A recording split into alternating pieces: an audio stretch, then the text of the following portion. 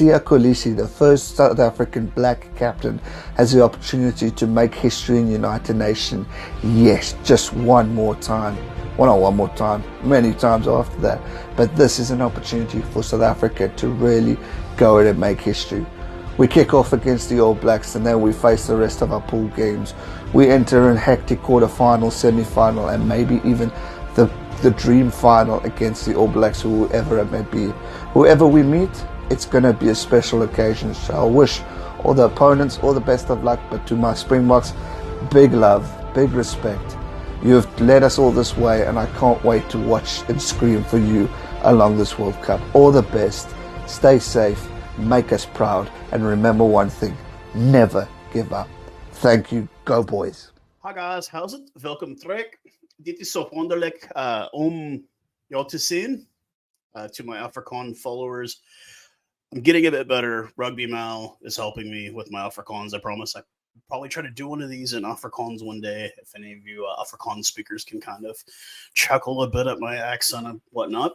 But first off, start off like I always do with these videos. Thank you guys for all the new subscribers, new comments, everything. I love the feedback, guys, whether it be negative or positive. Once again, this is just something different, a different spin on the game of rugby union from a guy who has a different accent than most of you folks overseas. As you saw at the beginning of the video, I had to dedicate this World Cup campaign to the memories of one Mr. G-Man, Gareth Mason. For any of you guys that were subscribers of his, he did pass away, unfortunately. He is the reason that I have this tattooed on me. He was one of the early guys that kind of pushed me into doing this and said, hey, man, you know, you're a voice that needs to be heard in this world. And I wish that dude was still here because I think he'd be just as proud as he always was of not only Springbok rugby, but just South Africa. He was just a very proudly South African man, despite all the cack. He was, you know, and he's missed. So that's why I had to put that video. I did take it off his social media. It was his message to the boys before the last World Cup. And I felt like we need to remember that young man and the lives he touched. And I mean, he definitely was a guy that I looked up to and I really had some great conversations with. And you're missed, bud, but you're not forgotten. You're not forgotten even in faraway places like Texas. We still remember you, G-Man. So with that being said, obviously the Rugby World Cup cracked off today. I can do a little bit of gloating on the Super Brew over there. I'm on the Rugby Mal. I'm on a couple of different Super Brews. I might even put a little screenshot up here so you can see who got it right. Who got it right. And in a conversation with a buddy on WhatsApp, the guy that I do the blog with, the shared blog with Mr. Fusser there in Easter End, I had even predicted that Will Jordan would get a card like maybe 15 minutes in the game. I'm like, Will Jordan's getting carded before this game's over. And sure enough, I'll try not to go too deep in on this, but I will leave it at this. If the pundits are still saying these two teams are favorites to win this thing, no. And I told you guys, man, the All Blacks are in trouble. So they brought Brodie Retallick off the bench. Obviously, Sam Cane, the last-minute omission on the roster. And Brodie Retallick look like a shell of what he once was. I mean, he was World Player of the Year at one point. Yeah. So we'll just leave it at that. Obviously, the first game, great crowd, good reactions. Probably not the most entertaining of games, but obviously France coming away with the big victory over the All Blacks. But we're not here to talk about that. We're here to talk about the real game at hand here. Springboks, Scotland, this Sunday morning, 10:30 a.m. I will be going live over here on the channel, you know. So come and hang out. I'm going to have a guest with me, a special guest with me. I will not reveal who that is just yet, but you'll have to wait and see who comes and hangs out with me while we watch the Springboks I'm excited. I mean, this is what we live for. Obviously, there's multiple games this weekend. I'm going to try and watch as many as I can, and we'll see how it all goes on weekend one, round one of this 2023 Rugby World Cup. So let's go ahead and get started with a bit of the history between these two teams. We are 9-1. Springboks are 9-1 in the last 10 games, going back to August of 2007. The only loss coming in 2010, November of 2010. The biggest win coming back in 2014 at Port Elizabeth. We gave them a thrashing, 55-6. That was a whooping. Scotland is 7-3 in their last 10 games, with 2 losses to France and a loss to Ireland. Marseille, France is the ground where we're going to be playing the Velodrome, Orange Velodrome, I think is how you say it. Forecast is going to be in the mid to upper 20s, which is the upper 70s, low 80s for you American guys here, and sunny. So optimal conditions for some good rugby. I know it was a bit hot for them today. They had like water breaks, it seemed like every 10 minutes, but hopefully our boys are ready for that. I think the temperature is about the same, at least in Johannesburg right now. So hopefully the weather remains optimal and it gives the boys good conditions to go out and perform well. So let's go ahead and go with this Scottish lineup. Front row will consist of Pierre Schoeman, George Turner, and Xander Ferguson. Richie Gray and Grant Gilchrist will get the start at lock. Jamie Ritchie, the captain, and his opposite will be Rory Darge, and they will be anchored by Jack Dempsey.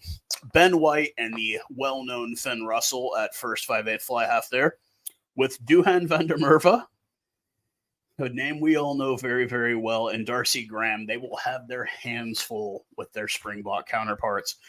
Sione Tupilotu and Hugh Jones will be the centers, with Blair Kinghorn, the fullback. A 5-3 split. Gregor Townsend has gone with a 5-3 split there off the bench, with Dave Cherry, Jamie Butty, and Vipe Nell as the front row replacements. Scott Cummings, Matt Ferguson will be the loose forward number 8 replacements. Ali Price, the scrum half replacement. Cameron Redpath, the center replacement, and Ollie Smith, the fullback, aka kind of utility replacement. Now for the starting 15 for your mighty Springbok Nation. We will start out with a front row of Big Red Stephen Kitsoff, the man himself, Malcolm Marks, and Franz Malherbe. Eben Etzebeth, of course, in the number 4 jersey. It's like clockwork with him. His matchup partner, once again, will be Franco Mustert. Captain Sio Khaleesi and Peter Steph-Toy will be the flankers for this weekend, with Jasper Visa starting. Let's keep those emotions in check, Jasper. Faf de Klerk earns his 50th cap this weekend, and he will be lined up, of course, with Manny Libok, the 100% kicker against New Zealand. Explosive duo on the wings with Cheslin Colby at number 11, and his opposite will be the mighty Kurt Lee himself. No Esterhuizen, surprisingly, this week, as Jesse Creel and Damien Dialende will take the honors at center. Jesse obviously had a lights-out game against Wales. Hopefully we continue with that. And rankering it all off, Gaza himself, Damien Valemza. A 6-2 split, no 7-1 this time for the Springboks off the bench as we get, I think we can say this about all 3 of these guys. Salads don't win scrums, but we get Bongi Manumbi, Oxenche, and Trevor Nakane, the front row replacements. I'm sure they are starving to get out there on the pitch. RG Snyman, the Viking, spent the last week watching a lot of footage of that guy and realizing that that's a thinking man player there, dude. Like, I always kind of thought he was kind of more the muscle, but not so much the brain. No, he's a very, very clinical guy in the way that he plays, and I watched some of his footage. The guy is absolutely, so maybe he's a little bit more akin to Matfield than he is Bota.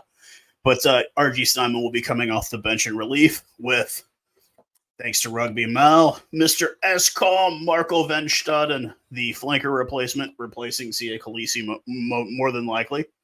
And Daniel Johannes, Thor, Dwayne Vermeulen, the number 8 replacement for when Jasper maybe gets out of control a bit. Speedy, Can't bring him down even with an arse to the face. He still gets back up. Grant Williams will be the scrum half replacement with, the magic man at making tries, Willie LaRue in the number 23 jersey. Like I said, once again, 10:30 a.m. Central Standard Time here in the U.S. Is the broadcast time at Peacock, NBC Peacock app domestically here for you guys that want to watch it here in the U.S. or watch along. That's your option right there. Or you know what? 10:30 on a Sunday, sports bar probably won't be open. Sorry. Maybe you guys out on the East Coast could go, but here in middle America, probably not. So let's just face facts here. I don't want to be too overconfident going into this thing, but I think the likelihood of a Bok loss in this game is very low.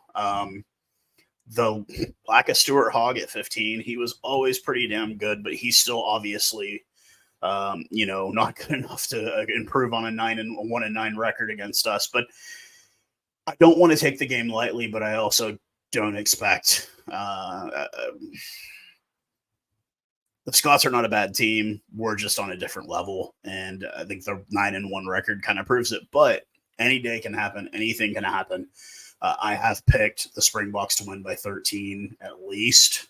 So I think that is not an undoable goal. I think with what we have, the guys in the back, I still think we're not even playing two of some of our best players. I think Esterhuizen and Moody at 12 and 13 is going to be our bread and butter.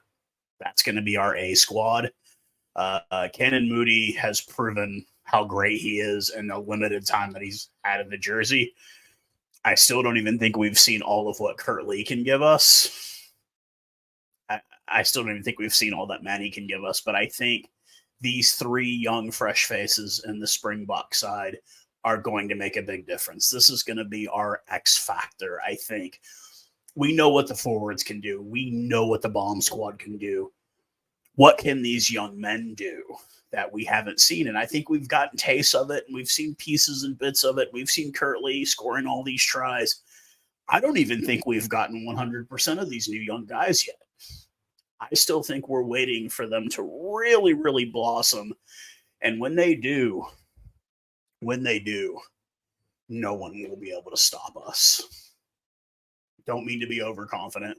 Those three guys click. They all hit top form at the same time. Dude, no one's going to be able to stop us. The only thing that'll be able to stop us is ourselves. So like I said, I am predicting at least a 13-point victory. It should be an absolutely great game. Every single game in a World Cup, regardless of who your team is a great game. This is the biggest stage in the world for our sport. And this is a time to showcase and show what's made us the team that's won 3 World Cups faster than anyone else, arguably, because the All Blacks have 2 other World Cups that we didn't get to play in. Let's make it the 4th, man. Let's do this proper. Let's do it a 4th with these young guys, and let's build towards the future. But that doesn't start until this Sunday. When this game cracks off, I want us to play with the same sense of urgency that we saw during the All Blacks game. Just come out and dominate from minute 1. If we can do that, we can come away with this victory very easily. But I hope to see everybody come out at my live, wherever you're at in the world. If you're in the Republic of South Africa, hopefully that dirty word we don't like to say, load shedding, doesn't ruin the event for any of you guys. If you've got family, do it bright, do it proper, man. The boys need our support always. They're always saying they do this for us. We need to be there for them, and I will definitely be there for them. So until then, I hope everyone enjoys this World Cup weekend, because there's plenty of rugby to be watched, and I will see you guys on game day. Cheers, guys.